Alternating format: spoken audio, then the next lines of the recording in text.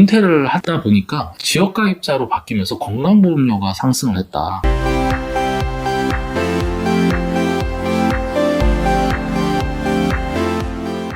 문제를 남겨주시면 답은 저희가 찾겠습니다. 저희 찾아오시는 분들 중에 은퇴자분들이 많은 문의를 하세요.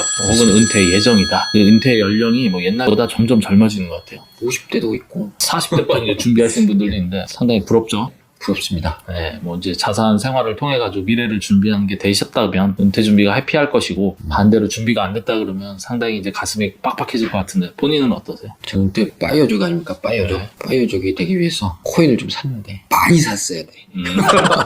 조금으로는 안 될 것 같아요. 그렇죠. 뭐든지 이제 한방 좀 노려야지 인생이 좀 바뀔 텐데 바뀔 정도가 안 됩니다. 예. 전혀 도움이 안 되겠습니다. 일단은 해피한 미래를 기대하면서 네. 오늘 이야기를 해볼 텐데요. 특히 이제 직장이나 공무원, 뭐 군인, 뭐 이렇게 급여 생활을 하시던 분들이 은퇴를 하시면서 저희를 많이 찾아와요. 이유를 들어보면 가족법인을 하겠다 했는데 이제 뭐 자산의 운영적인 측면도 있겠지만 사실은 너무 답답해서 왔다. 오.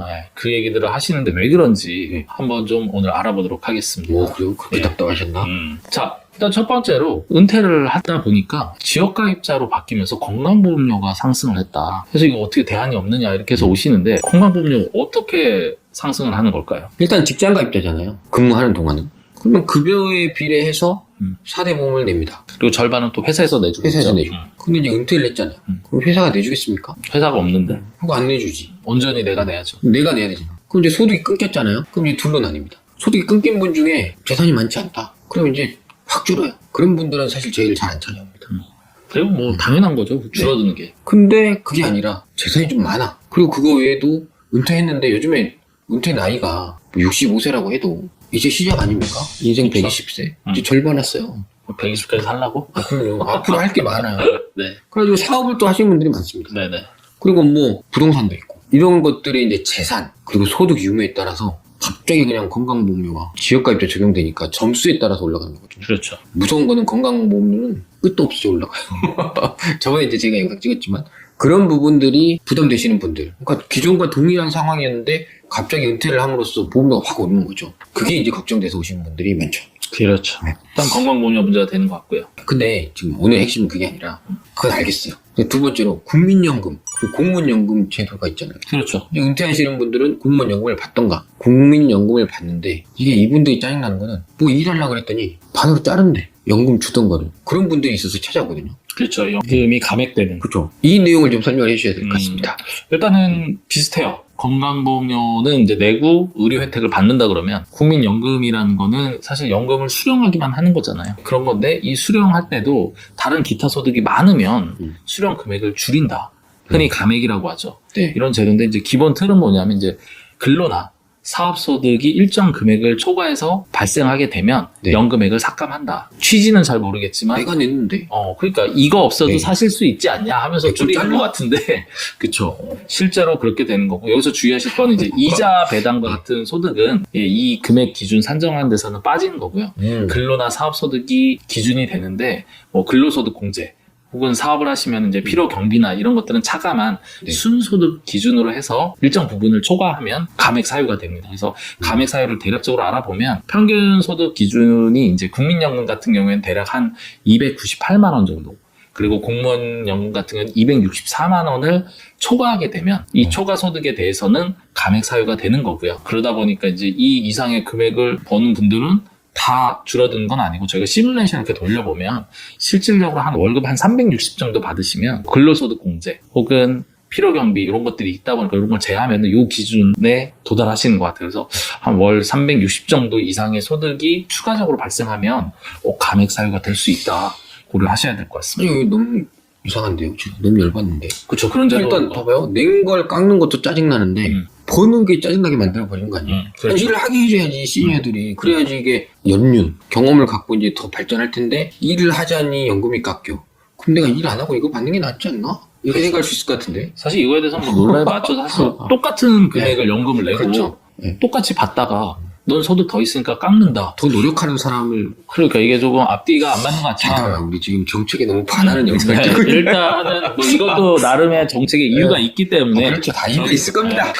저희가 그걸 따질 필요는 없을 것 같고요. 이유가 있을 어쨌든 겁니다. 감액 사유가 있다.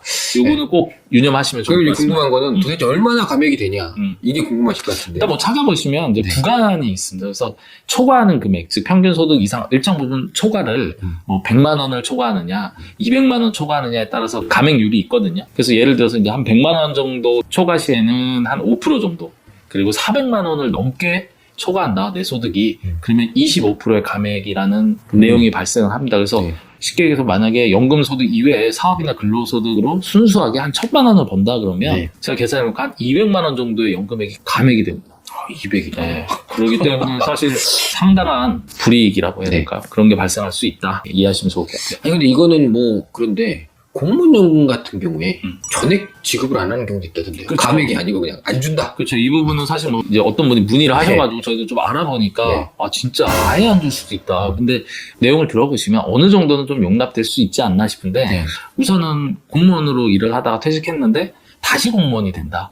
뭐 다시 교사, 다시 군인이 된다. 그러면은 신분의 변화가 생겼기 때문에 당연히 지급하던 거를 아예 중단을 하는 거고요. 네. 혹은 제일 흔한 게 뭐 시장이나 도지사 등 이런 선출직 있잖아요. 네. 이런데 당선해가지고 공무원이 다시 되는 경우에도 받던 연금이 일시 정지된다. 이렇게 이해하시면 될 것 같고 네. 조금 특이한 경우가 뭐냐면 국가나 지자체가 출연한 어떤 정부기관 있잖아요. 이런데 근무하면서 여기에 플러스 보수가 월 한 870 정도를 초과하게 되면 이 역시도 정지가 되는 어떤 희한한 구조가 있긴 합니다. 그러니까 이제 선거를 통해서 되던가 고위의 일을 받던가 이러면 그렇게 되거든요. 그렇죠. 뭐 지금 뭐 국회의원들 보면은 연금 받으신 분도 꽤 많으실 텐데 우리 지방자치 하다 보면 당선되실 거 아니에요.